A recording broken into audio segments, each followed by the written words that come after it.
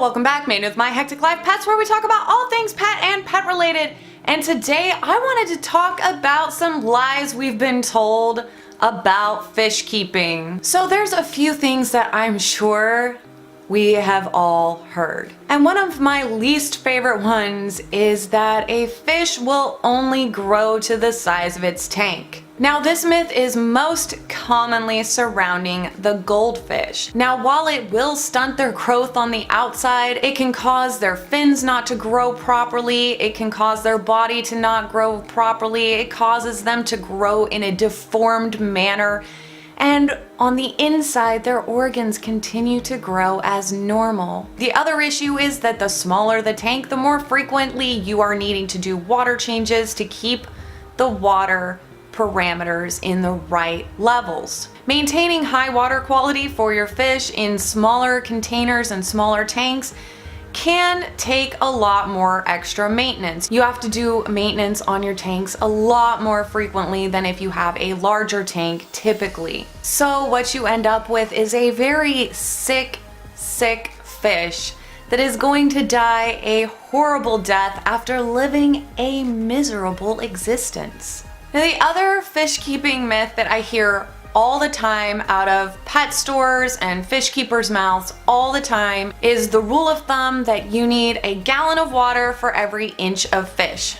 That's just not entirely true. While this kind of math might work out for something like a guppy or a tetra, where it's a schooling fish, so you need 6 of them, they grow to be about 2 inches, so you need around a 12-gallon tank.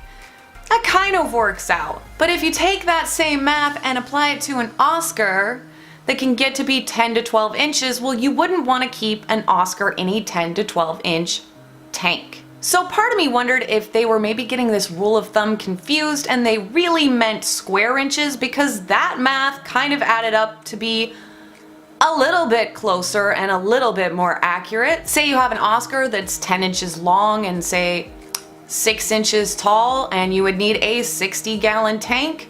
So that math almost checks out. But the reality is that we need to take into consideration so much more than just how big the fish is. The reality of the situation is, though, you could get a 50-gallon tall tank that doesn't have very much width, and you're still left with a fish that can't really swim around. So while the math almost checks out if you're going by square inches, it still doesn't check out as far as the fish being able to necessarily maneuver around the tank. Tank size and shape matters almost just as much as how many gallons are in the tank. If that size tank doesn't come wide enough that your fish will be able to comfortably turn around to be able to swim back and forth in the tank, then you have to look more at the footprint or surface area that the tank takes up. So for certain types of fish, you might need a 6 foot by 6 foot tank. So the whole entire idea of for every 1 inch of fish, you need 1 gallon of water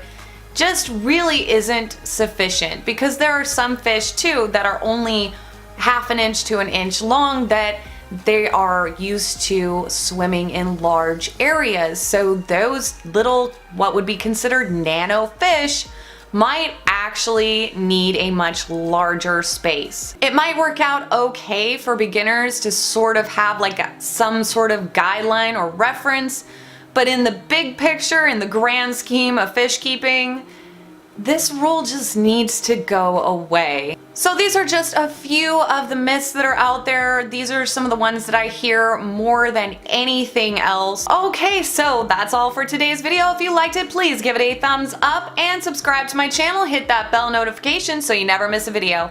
Thanks for watching, guys. Bye!